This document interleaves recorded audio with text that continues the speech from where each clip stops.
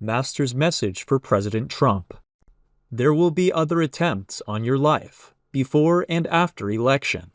Please wear protective gear when in public, always.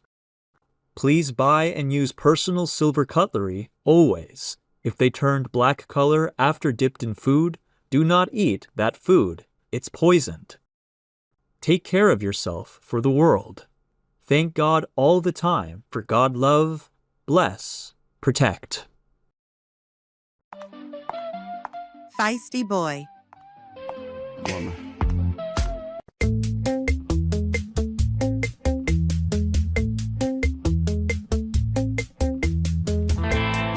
Massage boys.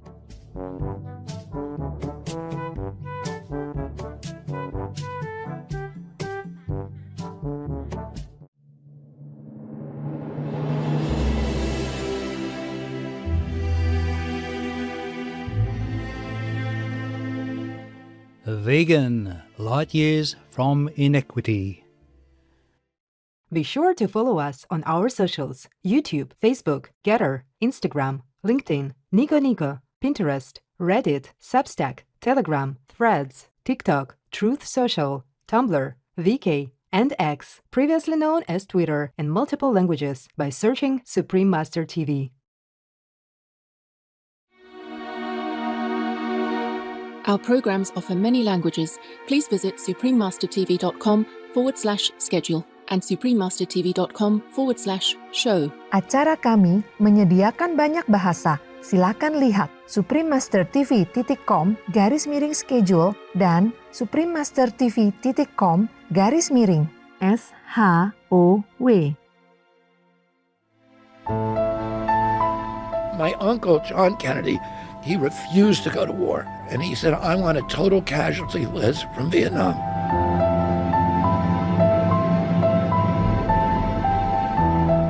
He signed that day a national security order ordering all troops out of Vietnam, U.S. troops. The first 1,000 over the next month, and then the rest by the beginning of 1965.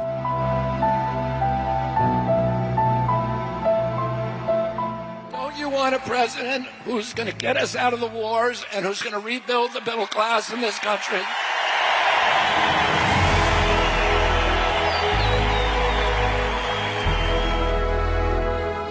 Keep fighting, Mr. President. Trump, Kennedy, and the battle for America. Continue watching to find out more.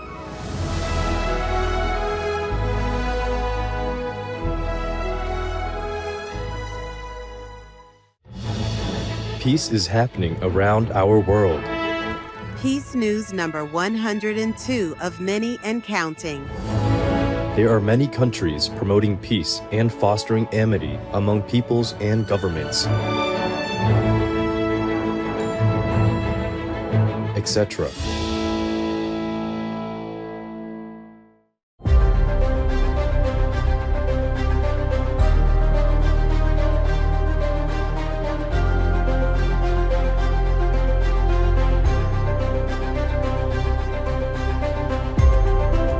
April 2024. During his visit with Japan's Prime Minister, His Excellency Fumio Kishida, in Tokyo, His Excellency Prabowo Subianto, the President-elect of Indonesia, announces his nation wishes to further enhance relations with Japan. In response, Prime Minister Kishida agrees there is a need to deepen ties and emphasizes both countries share basic values and principles. By creating peace, we all can make a loving, serene, and prosperous world.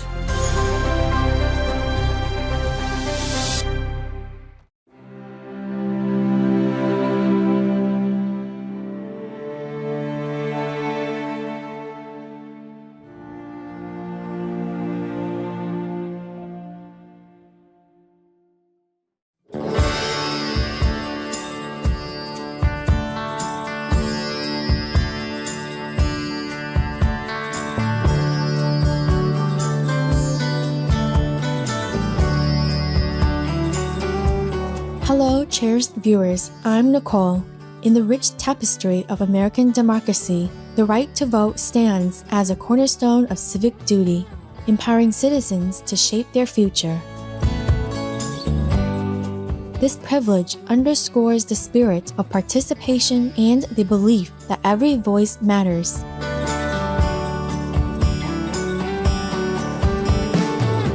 The devoted United States citizens commend your commitment to engaging in a fair and lawful democratic process.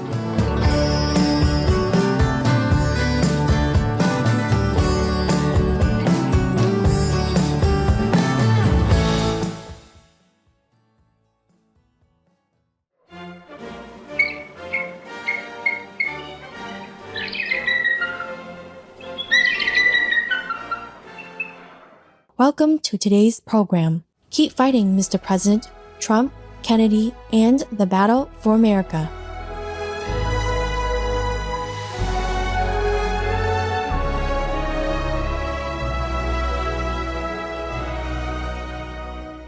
In today's political landscape, President Donald Trump stands as a rare figure of strength and independence. As a non-politician who works tirelessly for the interests of the American people rather than the political elite, President Trump has faced relentless opposition from corrupt forces in Washington. These forces, composed of career politicians, the military-industrial complex, and powerful special interests, aren't merely opposing Trump's policies. They are seeking to eliminate him entirely, as seen in the recent attempts on his life.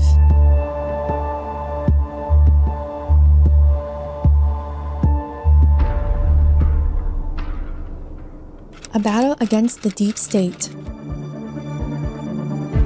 For years, President Trump has waged war against the entrenched powers controlling the U.S. government. His presidency represented a challenge to the deep state, a network of bureaucrats, lobbyists, and establishment politicians who profit from global conflict. Unelected deep state operatives who defy the voters to push their own secret agendas. You take on the intelligence community, they have 6 ways from Sunday at getting back at you. So even for a practical, supposedly hard-nosed businessman, he's being really dumb to do this. There's some truth in the idea that there is an ongoing group of people who continue the work of government as administrations come and go. Is it possible for these entities to go rogue?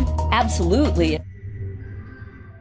Unlike previous presidents, President Trump refused to be the deep state's puppet. He pulled U.S. troops out of endless wars, challenged NATO to contribute more, and prioritized American interests over globalist agendas.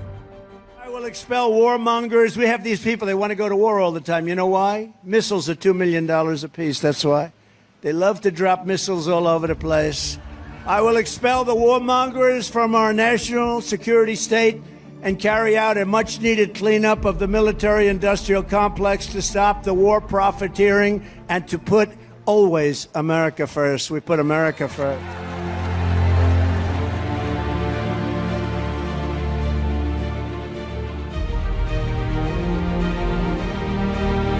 This is why the powers that be are so desperate to see him removed from the political arena. President Trump is not easily controlled, unlike many politicians who bend to their will. The recent assassination attempts on President Trump, fueled by inflammatory rhetoric from Democratic leaders and media, shows how far these forces will go to maintain control. People are taking to social media to call for Trump's assassination. Most recently, it was a BBC reporter who took to Twitter to write, "If I was Biden, I'd hurry up and have Trump murdered on the basis that he is a threat to America's security." Joe, you now have the right to take that Trump out. Take him out, Joe.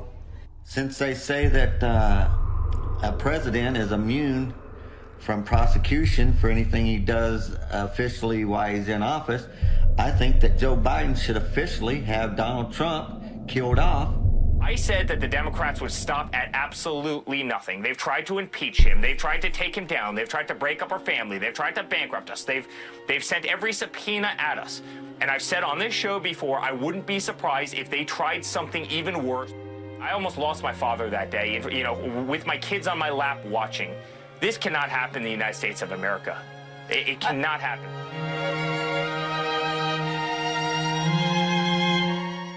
By all accounts, the first assassination attempt in Butler, Pennsylvania should not have even been possible. There were countless opportunities for the Secret Service, the elite agency tasked with protecting current and former presidents, to have prevented the shooting that day. And yet they failed even on basic measures. Worse still, the government agencies responsible for these repeated failures to secure President Trump have not shared almost any information despite months of congressional inquiries, raising suspicions that something more sinister is at work.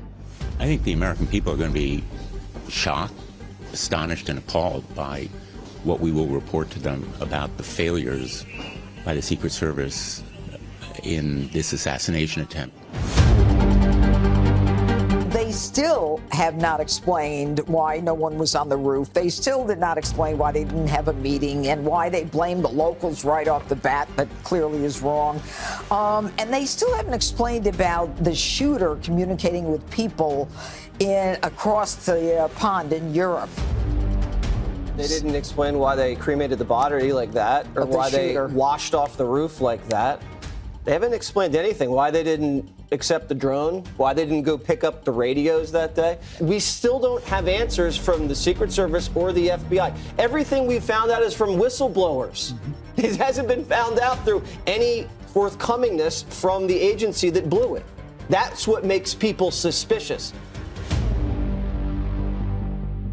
The military-industrial complex, a relentless war machine. Ladies and gentlemen, the President of the United States. In the councils of government, we must guard against the acquisition of unwarranted influence, whether sought or unsought, by the military-industrial complex.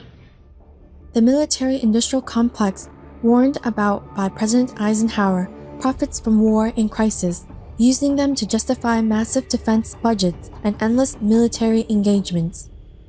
The military-industrial complex. You have military contractors, companies that get rich off of war. They take that money and then they get politicians in their pockets through lobbyists and giving politicians fat jobs once they are no longer in office. They're able to get laws passed that instigate more wars. Those wars in turn cause the US government to spend even more money on fighting those wars. And where does that money go? Back into the pockets of the military contractors. These are needless wars and they are endless wars, all by design, that are destructive of lives and wealth purely to enrich the pockets of the people who control these companies and the people who control our laws, Congress.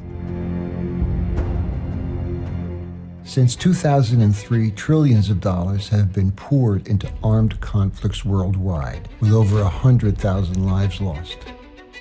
But while members of Congress pay deference to the fallen in public and on TV, these wars are filling their pockets with millions of dollars.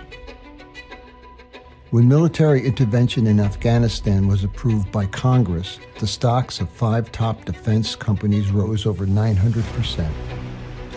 For the 47 members of Congress and their spouses who owned stock in these companies, it was like hitting the jackpot.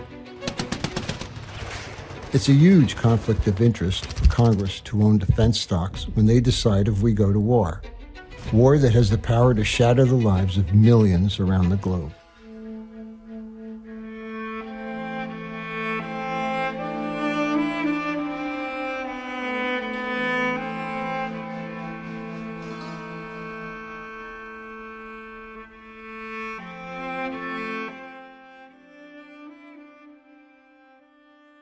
President Trump, with his calls for peace through strength, has been one of the few leaders to stand up to this war machine, which enriches a handful of elites at the expense of every American citizen, plus untold numbers of war victims worldwide. The parallels between President Trump and President John F. Kennedy, or JFK, in this regard are striking. JFK, like Trump, challenged the military-industrial complex during his presidency. He sought peace, resisted escalating the Vietnam War, and opposed the unchecked power of the Central Intelligence Agency, or CIA. My uncle, John Kennedy, he refused to go to war. So he was surrounded by a military-industrial complex and intelligence apparatus that he realized early on that the purpose of the CIA and the intelligence apparatus was to create a constant pipeline of new wars for the military-industrial complex. In October of 1963, he heard that some of his Green Berets had been killed over there, and he said, I want a total casualty list from Vietnam. And his aide came to him and said, 75 Americans have died. He said, that's too many. And he signed that day a national security order ordering all troops out of Vietnam, U.S. troops. The first 1,000 over the next month, and then the rest by the beginning of 1965. And then a month later, he was killed.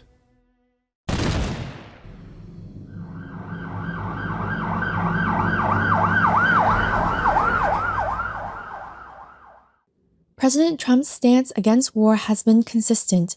He resisted military intervention in Syria, negotiated peace deals in the Middle East, and sought to draw down the war in Afghanistan. These decisions threatened the profits of defense contractors and Washington insiders, many of whom have grown rich from America's involvement in foreign regime change conflicts. Nevertheless, President Trump worked tirelessly for peace, knowing he was the only one standing between a corrupt war machine and the lives and interests of the American people and the world. Robert F. Kennedy.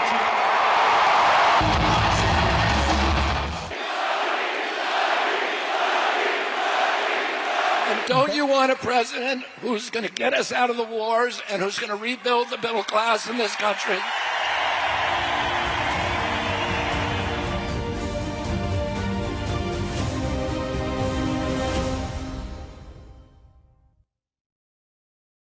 A party corrupted by power. At the heart of this corruption is the Democratic Party, which has become a vessel for forces seeking to undermine America's sovereignty and moral fabric, under leaders like Hillary Clinton and Nancy Pelosi, who recently replaced Biden with Harris as their new puppet in the White House. The Democratic elites have sought to enrich themselves at the expense of the American people through never-ending proxy wars and global crises. Nowhere is this corruption more apparent than in the party's response to President Trump. Rather than engage in honest debate, they have resorted to endless lawsuits, baseless impeachment attempts, and character assassination. Pelosi, for example, was caught in her lies when she openly admitted they had been trying to impeach President Trump for over 2 years, even though the official impeachment trials were only a few months old. One of the biggest criticisms of the process has been the speed at which the House Democrats are moving. But seriously though, It's been going on for 22 months, okay?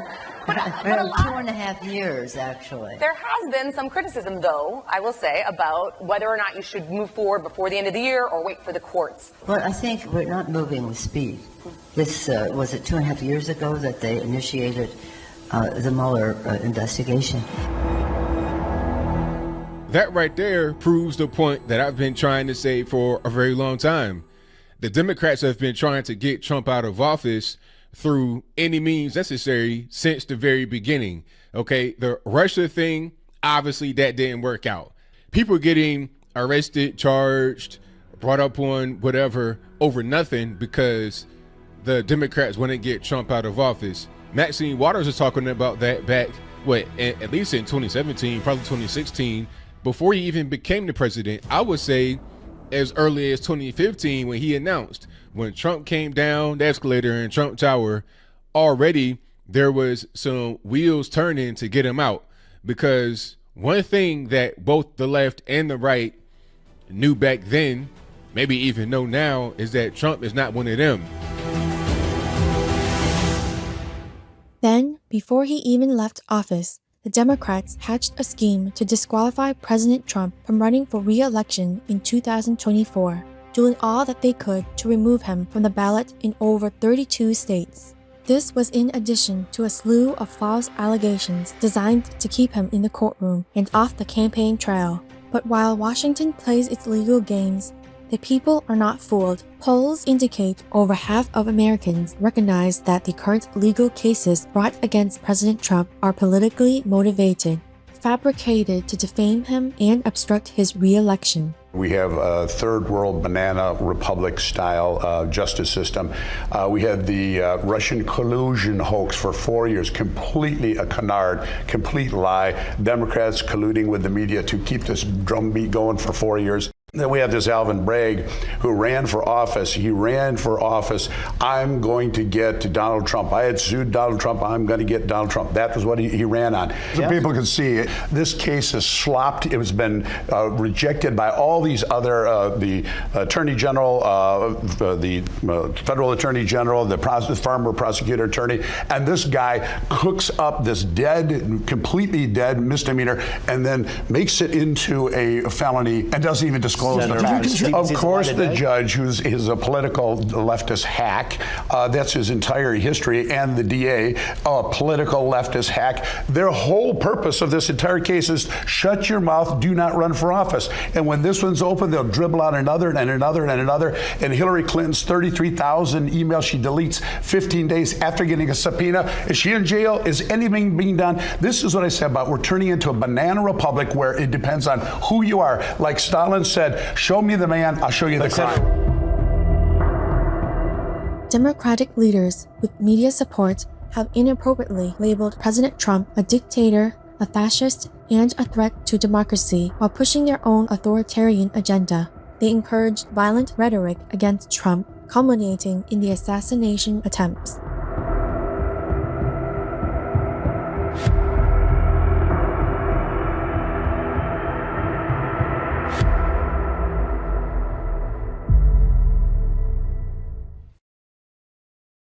Master's message for President Trump. There will be other attempts on your life, before and after election. Please wear protective gear when in public, always. Please buy and use personal silver cutlery, always. If they turned black color after dipped in food, do not eat that food. It's poisoned. Take care of yourself for the world. Thank God all the time for God love, bless, protect. The most powerful daily prayer for any time and before meditation, which is the order from God, and Supreme Master Ching Hai shares with us by His blessed grace.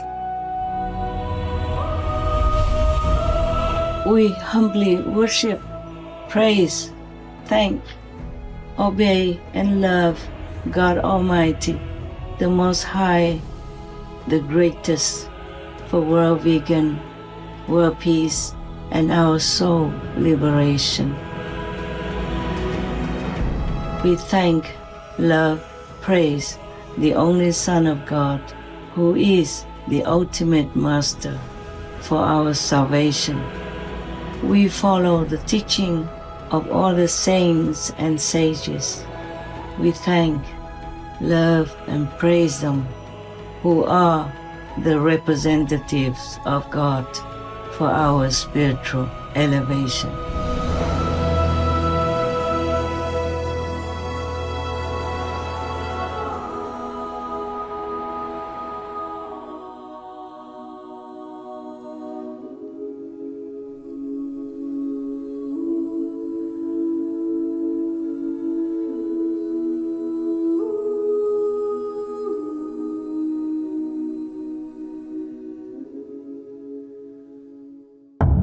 The ungodliness of the Democratic Party.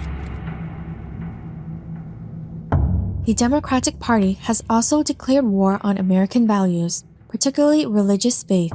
The Honorable Tulsi Gabbard, a former Democratic Congresswoman, has criticized her own party, highlighting its hostility toward people of faith. This shift is evident in the party's platform, which has removed references to God and sought to erase religious values from public life. Back in 2004, the Democratic Party platform included 7 mentions of God. Their most recent platform, in 2020, mentions God just once. During that same 2020 DNC convention, several of the caucus and council meetings actually chose to omit the words "under God" from the Pledge of Allegiance. and to the republic for which it stands, one nation, indivisible, with liberty and justice for all. That clip speaks for itself. We've seen other examples of high-profile Democrats who are actually mocking and openly discriminating against people of faith. President Obama once ridiculed Americans for clinging to their guns and religion. So it's not surprising then that they get bitter and they cling to guns or religion or antipathy towards people who aren't like them, or a way to explain their frustrations.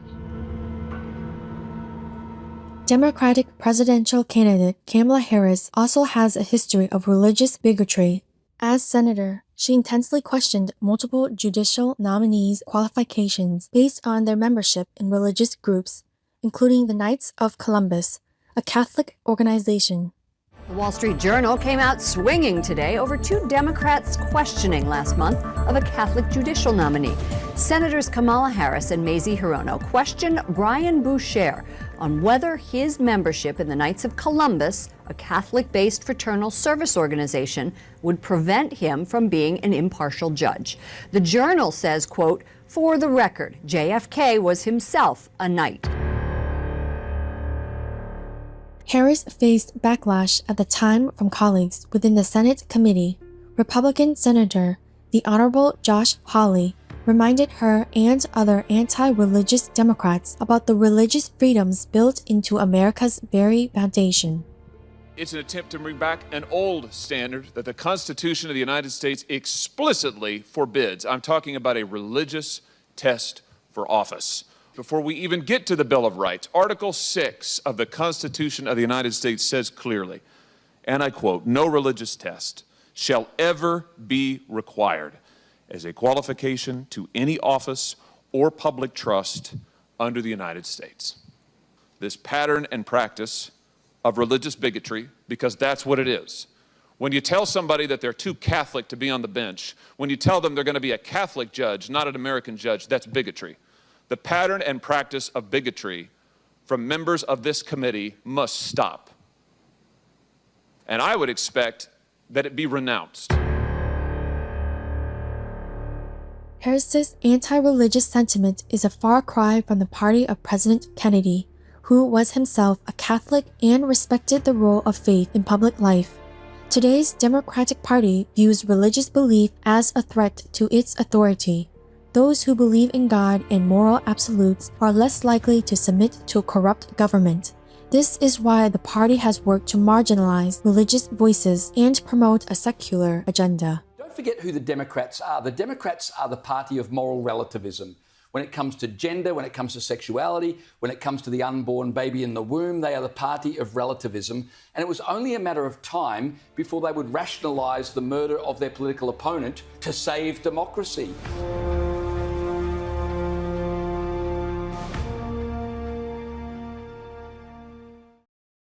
President Trump, defender of faith and freedom. In contrast, President Trump has embraced religious voters and positioned himself as a defender of faith. He appointed conservative judges who respect the Constitution and the rights of religious Americans. In 2022, the 3 justices he appointed to the Supreme Court went on to help overturn Roe v. Wade, a ruling from 1973 that legalized abortion nationwide and has been long opposed by pro-life Christians and many others. Its reversal granted individual states the power to regulate or ban abortions as they see fit, which after 2 years has saved an estimated 110,000 babies' lives and counting. And it's largely thanks to President Trump. He's also stood up for religious freedom, signing executive orders to protect religious organizations from government overreach. President Trump's relationship with faith reflects his personal connection to God and his belief in the rights of individuals to live according to their conscience, as prescribed by the Constitution.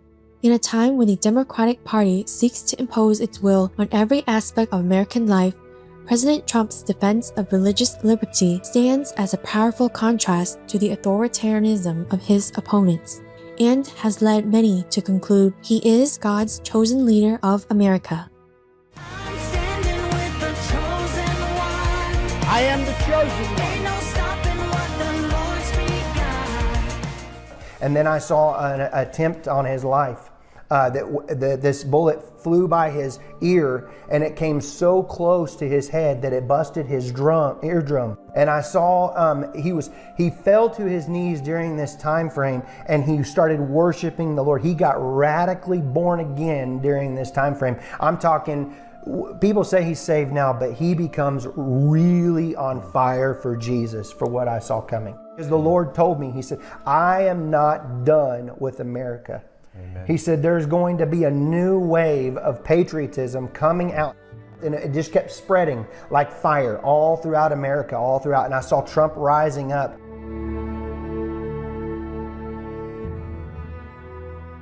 There was blood pouring everywhere, and yet, in a certain way, I felt very safe because I had God on my side. I felt that.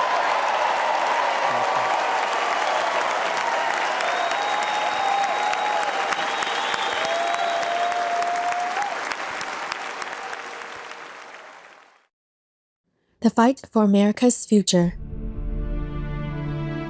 The parallels between Trump and JFK are clear. Both men took on the military-industrial complex, challenged the status quo, and faced threats from the sinister powers that be. President Kennedy paid the ultimate price for his defiance, and President Trump now finds himself in a similar position, targeted by a corrupt establishment that will stop at nothing to maintain control. As we look ahead, it's evident that President Trump's fight is not just about politics. It's about the very soul of America. Will the country be governed by corrupt elites who profit from endless wars and the erosion of freedom, going so far as to defy God in their quest for power? Or will it be led by a president who puts God and the American people first? We are in the middle of a war in this country. It's not between black and white or even between most Democrats and Republicans. It is between those of us who love this country and a fringe minority who hates the United States of America and what we stand for. Between the permanent state and the everyday citizen. And right now we need a commander-in-chief who will lead us to victory in this war. If you want to seal the border, vote Trump. If you want to restore law and order in this country, vote Trump. If you want to defeat the deep state, vote Trump. If you want to fight inflation, vote Trump.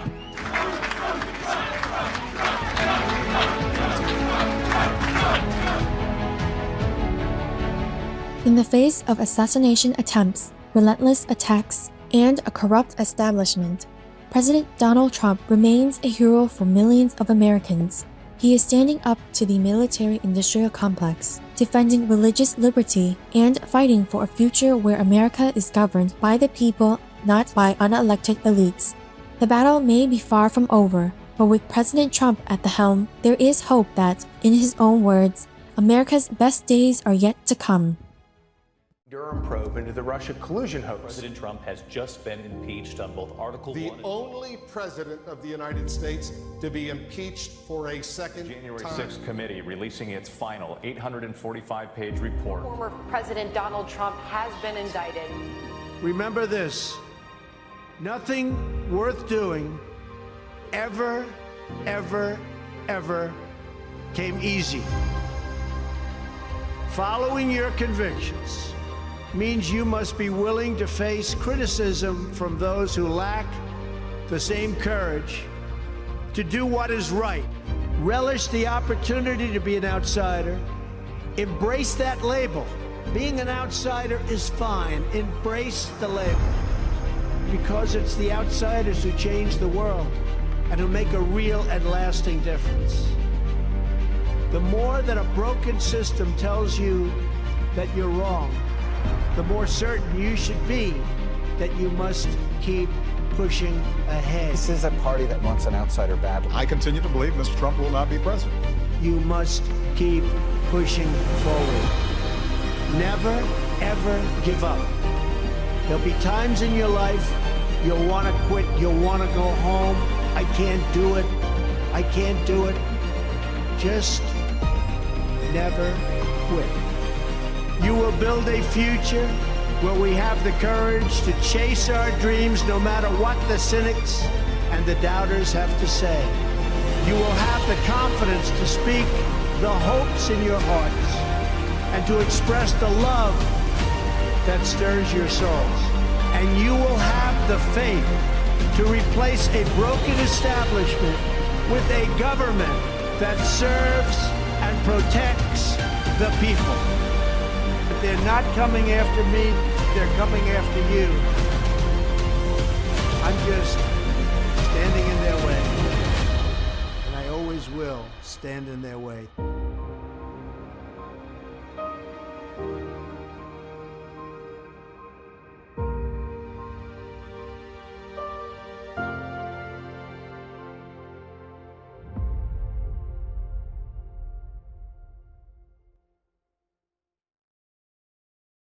Finally, I came to the only possible conclusion. Being vegan is the only ethically defensible thing to do. Melinda Hegedus, vegan. Determined viewers, thanks for watching. Please join us next Sunday, October 20th, for our program, The Truth About Kamala Harris, 2024 U.S. Election Series, Part 1 of 3. Coming up next is The Right Decision Avoids Hurting Others, Part 1 of 2. In God's boundless compassion, may you be blessed with the courage to righteously defend others and stand up for what is right. Being vegan, having peace. Heaven Godspeed. Master's message for President Trump.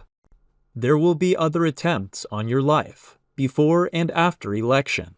Please wear protective gear when in public, always. Please buy and use personal silver cutlery, always. If they turned black color after dipped in food, do not eat that food. It's poisoned.